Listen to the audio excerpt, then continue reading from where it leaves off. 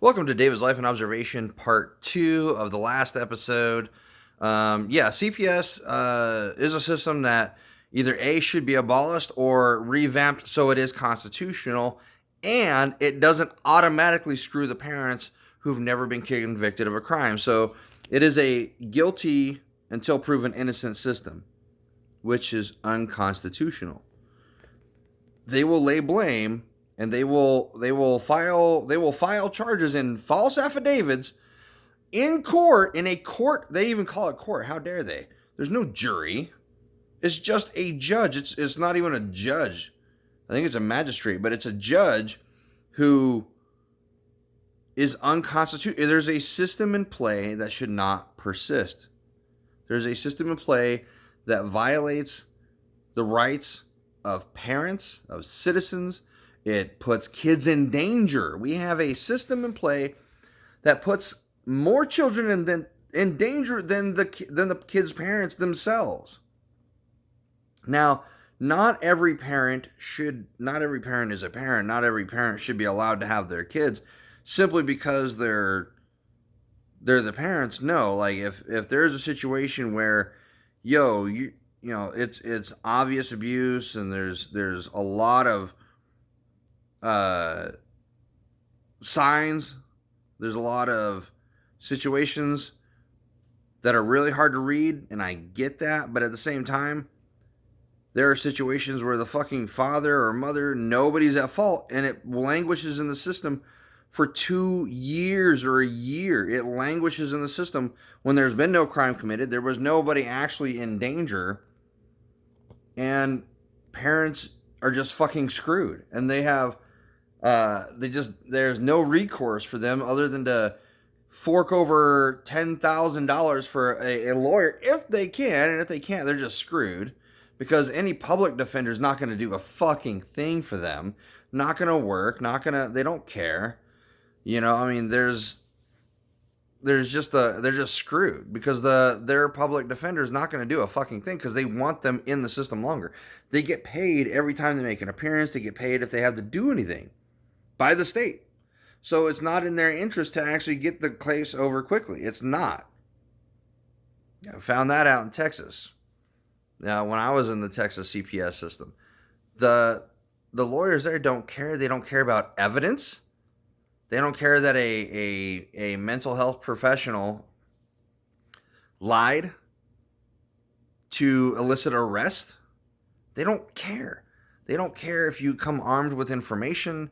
They don't care whatever information you send them. They do not give a shit. They will not defend you because you're not paying them a lot of money to do their best.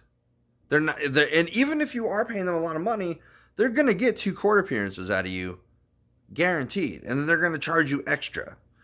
They'll tell you to your face, oh, we'll get your kids back in a week. 3 appearances later, 5-6 months later, then you finally get your kids back because it is a system that doesn't benefit you. It's a system that only benefits the judge, the county, and the lawyers that are involved in the case. So it's a cash cow for lawyers. It really is. It is something that they will be able to bilk money consistently for a long time because it allows them to not do their job and still get paid. It's just amazing. I mean, my lawyer, Mr. Bowden of the Bowden Law Firm, never answered my fucking calls, barely answered a text, and if he did, it was weeks and weeks and weeks later, and didn't do what I asked him to do because he's a shitty dude and he doesn't understand that, hey, he doesn't understand that there's a family involved and does not give a shit personally about anything. He really doesn't. He gives a shit only about the fact that he's going to get paid for just being a lawyer. That's what he wants. He just wants to get paid for the title. That's it. He doesn't actually do anything for you.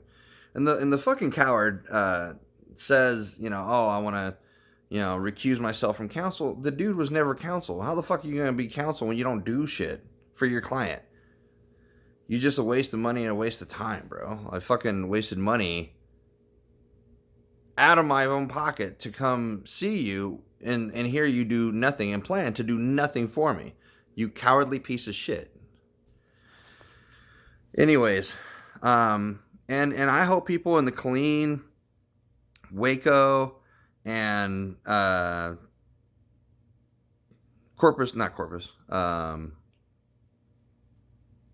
the hell? Copper's Cove area, if you ever have Mr. Bowden as your lawyer, you are screwed. You are fucked. Unless you fork over the 10 grand to have him as your private attorney. Then you might get a little bit more effort. Maybe a little bit. Maybe. And it doesn't, like I said, it doesn't matter if you come armed with video or evidence or anything like that.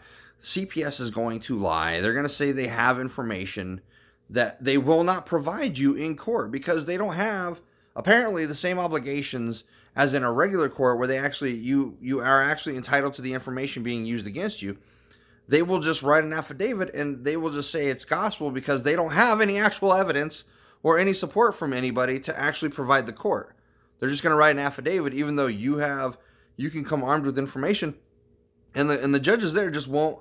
The judges there specifically, I don't know about everywhere else, they just won't care to see the video. They won't care to see the information provided against unless it's held above their court. That's the only time.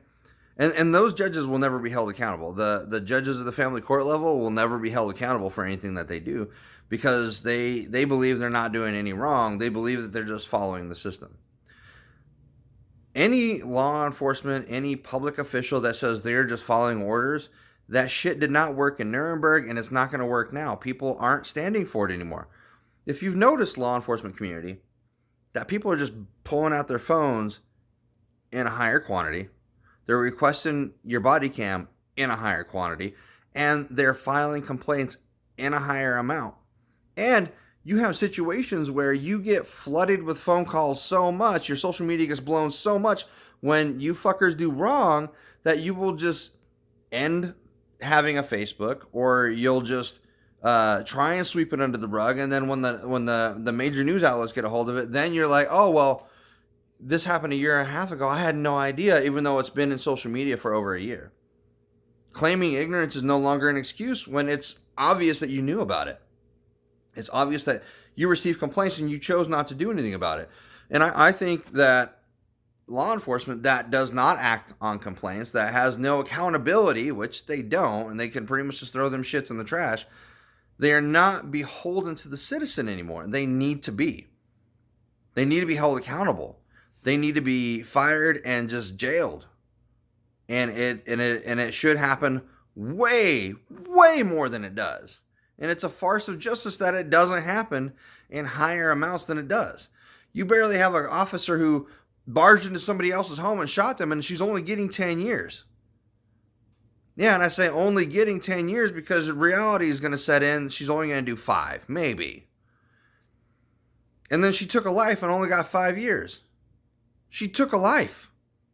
She killed someone in cold blood in their apartment. Home invaders get way more fucking time if they're male. It's insane. And I'm going to call it what it is. If you're a law enforcement officer, you're doing a raid, and you don't announce yourself as police, you're not dressed in police gear, you are committing a crime. That is a home invasion. Yeah, if you have a non-vetted judge's signature, or you have a non-vetted warrant, and here's what I mean by vetted. The judge should do their due diligence to say, hey, okay, you want this warrant. Provide me the details of your case, not just in writing, but I want video evidence, which they never have, in favor of anybody but themselves. And they won't be able to produce it time and time again because judges will just wantonly sign it. They'll commit the crimes, and then they'll be okay with just getting off. And that's what happens. Look at Houston. The Houston police officers, even the ones that were shot, are getting off scot-free for murdering 2 individuals in their own home on a botched raid. Why is that? Why were they even allowed to do a raid in civilian clothing? And now you're going to backpedal and say, oh, well, we're no longer going to have the no-knock raid policy. That's not justice.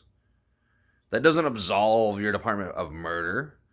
That doesn't absolve your department of killing people in their home and lying to a judge to get the... And the judge himself should be prosecuted for that. The judge should be in handcuffs and put in prison for 10 plus years without making sure the info provided by law enforcement was seen with his own eyes and approved through a vetting process. Does this meet the requirements for what you're asking? But instead, the motherfucker just went, you're police, I'll just take your word for it. And police officers, your word is no longer gospel. We've seen time and again where you'll say something in a report, lie through your fucking teeth, and then we get the video and it's like, you have 4 paragraphs of lies, bro. How are you not charged criminally for lying on an official document? What the fuck?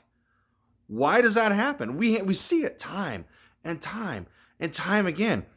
And it's just a miracle of modern fucking societal bullshit that we allow as citizens to allow this to keep persisting, that we allow it to keep happening. People are getting fed up. People are getting to the point where they shoot first and ask questions later. Because they're now carrying on that motto of, I'd rather be judged by 12 than carried by 6. They're getting to that point.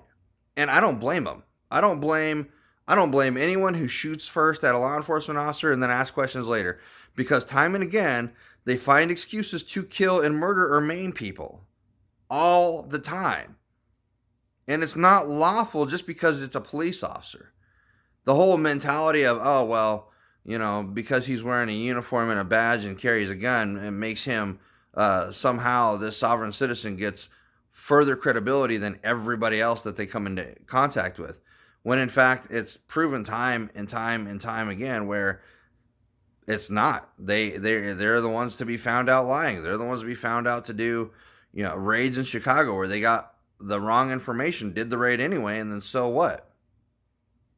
Or they're constantly turning off their body cameras, committing crimes, and then turning them on later, saying, "Oh, well, we just found this," when their body camera earlier saw that there was nothing there. Then they look again. Oh, well, now that we turned our body camera back on, body cameras should run continuously until the end of the fucking scene, until you're done, and not just. And it shouldn't miss all of the dialogue between you and your fellow cop conspirators, conjuring up whatever story you guys want to create to cover up your crimes. That should also be recorded. They shouldn't have the ability to turn it on and off. It should just be on. They're on duty. They unplug. It's just on. No, I don't care if it follows their ass into the bathroom. It's just on. Delete that footage. But hey, even then they could be covering up a crime, flushing shit down the toilet when somebody's going to come arrest them. It's just, like I said, a miracle that these public servants, and oh my God, why is this allowed? Where public servants in a courthouse or city clerk's office and DMV, all these places where these city workers are, these public employees that work for the public, why are we allowing them to continue to have employment after they have made false police reports because someone carries a camera into their facility? It is not illegal to have a camera in a federal courthouse. It is not illegal to have a camera in any fucking courthouse or any public space. I don't care how their feelings are. If you are a public servant, you're watching this video, shit or get out the pot. If you cannot handle the public scrutiny and the accountability, get another fucking job. Stay the fuck out of public service. And if you're not okay with being in front of a camera, if you're not okay with doing your job with pride and interacting with the citizen as best as you can, get the fuck out of office. Get the fuck out of your seat. Let someone else take that job and you go fucking find a job that allows you to stay in your home, shut the blinds, and not interact with anybody. Because you're a piece of shit calling the cops on people that are lawfully allowed to be where they're allowed to be and film where they're allowed to be. You're a piece of shit if you keep calling the cops, men with guns, to come save you from the horrible camera, even though you've got 97 cameras in the building that you're in, you dumb motherfuckers. And for you to think it's okay to try to take someone's phone, It's not. For you to think it's okay to put hands on someone to usher them out of a building just because you say and you want them to, it is not okay. That is assault, you dumb motherfuckers. I'm getting loud. I'm getting angry because it is assault. And you should be prosecuted for that, especially if you do it in front of a law enforcement officer. And if you're a law enforcement officer and you're not upholding your oath, you should automatically be in handcuffs your goddamn self. Citizens should be able to come up to a law enforcement officer if they're committing a crime, put them in handcuffs, and incarcerate them. It's amazing that we as citizens have gotten to the point where we're not willing, for some reason, to go to the point of violence with these violent gang members who wear these bands and badges and fucking thin blue line flags on their uniform, which is a gang code. All it is gang representation. It's a bastardization of the American flag, of the American fucking flag. See, this is too USA all day. This right here is actually against the flag code. Right? We have a lot of apparel that's against the flag code. So I'm essentially no better in this situation than a cop who paints the fucking flag all black. It's the American flag, and then they do the thin blue line bullshit. But guess what? Guess what the difference is? This is something that is something that, you know, if the flag code were fully enforced, I could get in trouble for it. They will never get in trouble for it. They're allowed to keep creating this costume, and they're getting billions upon billions of dollars of military equipment every year. They're going to expos and police cons where they're getting more and more gear, more and more things to harm citizens and be able to effectively do a military police state, which is what we're in. And a lot of people are like, no, we don't live in a military police state. Well, when you call people with badges and guns to do everything from dealing with your badass kid or dealing with someone with a camera because your feelings are hurt, then you're a liberal fucking snowflake and you deserve to never come out of your home. You should stay in your home, lock the doors, and never go out and interact with society. Because society is not built on your fucking feelings. It is built on law. Law enforcement officers are liberal fucking snowflakes because they always go on their feeling, well, I felt scared. He was armed. I felt fear. And I killed him because I was afraid. Time and again, they're getting off because of that shit. Time and again. We have a lot of cases where kids are dying in cars from CPS workers, from foster care people. We have CPS wantonly lying in court, being caught in their lies, and still keeping their job, still allowed to destroy and terrorize the public. And it's not until enough people band together that one of them actually gets fired. It's not until enough people band together that even law enforcement is being held accountable. And in Amber Guyger's case, she's not being held accountable to the fullest extent of the law, which is 99 years, which is what she should have got. 99 years. You took a life. I don't care if you thought it was accidental. I don't care if you thought it was your own home. A conversation would have mitigated all that. Being aware of your surroundings would have mitigated all that. And we're allowing her to have that excuse of, oh, I thought it was my own apartment. Whereas Joe Citizen, who thinks it's their residence, they go into somebody else's residence and kills people, would get the book thrown at him. But because she has a shiny badge and a special uniform, or did, she was given special privilege. She was given special privilege by the law enforcement community. She was given special privilege by every fucking community, and just because she's a woman. And it's just asinine and insane. We as people need to get to the point where we are angry enough to elicit real change. The only way we're going to elicit real change in this country is if we do enough violence back. And I am advocating for violence here because it's the only way things are going to really change. And you can say, oh, I'm making terroristic threats. I'm not. What I'm advocating for, and I'm saying we should be doing more violence towards public officials, more violence towards people who think it's okay to infringe upon our rights. We're a country built on the violence against oppressors of our rights. We as the people need to get back to the point where we're not afraid of the badge, we're not afraid of the gun, we're not afraid of the Gestapo uniforms, we're not afraid of the Nazi tactics that they're using in our country. And they don't like being compared to Nazis, but they are in fact very Nazi-like in the way they act. They do as I say, not as I do group of people. And it's going to come to an end. It's going to come to an end in my lifetime. And it's only going to get worse for them. It's only going to get to the point where the citizens are going to have, we're going to legalize weed. We're going to do away with the CPS system as we know it now.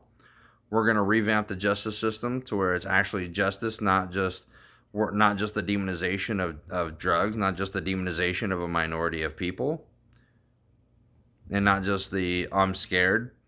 No, we're going to make them follow the actual law. We're going to make them do actual work. So let's make it happen, people. Thank you for tuning into David's Life and Observation. If you like this video, go ahead and like and subscribe. And I do want to thank Andre at Horizon City News for getting the message out there. Please go to his YouTube channel, Horizon City News, and like and subscribe. Follow his videos. They are in greater detail. They incorporate multiple clips.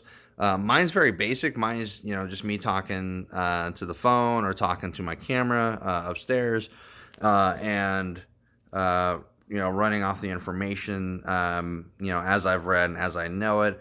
Andre does a really good job of linking in clips of what I'm talking about, providing links. And I really should be doing this on my own, but we have a very good system in place where he does a good job of making things happen, making things very efficient for my videos, and he does an amazing job. So thank you again, Andre, from Horizon City News, for making my videos more concise, more information-led, and providing links to the things I'm talking about. And I'm definitely going to get more in tune with doing this. It's just that I've been so on the fly with what I've been doing in my career and working and things like that. I just really don't get a lot of time outside of just making the video, uploading it, and then moving on with the rest of my day. And that day, especially when my kids get back, is going to get even more filled, and it's going to be crazier. But I do have another podcast show that I got to go, that I got to film. And again, thank you for tuning into David's Life and Observation. And I'm going to get a lot of the audio clips onto my podcast, which I haven't been doing. Unfortunately, like I said, I've been mega busy, but today is the day. I'm gonna upload like several uploads to the podcast, so it's gonna make it easier. All right, bye.